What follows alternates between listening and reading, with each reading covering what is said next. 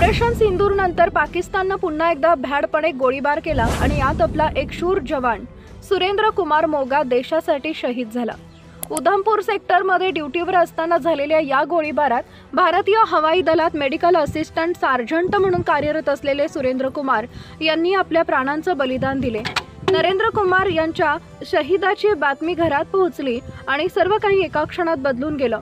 त्यांच्या पत्नी सीमा बेशुद्ध झाल्या आणि रुग्णालयात त्यांना दाखल करावं लागलं। त्यांच्या मुलीनं वडिलांना मृतावस्थेत पाहून तीही बेशुद्ध झाली। अंत्यसंस्काराच्या वेळी संपूर्ण गाव अश्रूंच्या सागरात बुडालं होतं। मुलीनं सांगितलं, मी वडिलांचा बदला घेईन, पाकिस्तान नष्ट झालाच पाहिजे। तिचा हा टाहो प्रत्येक भारतीयांच्या काळजात धग पेटवून गेला।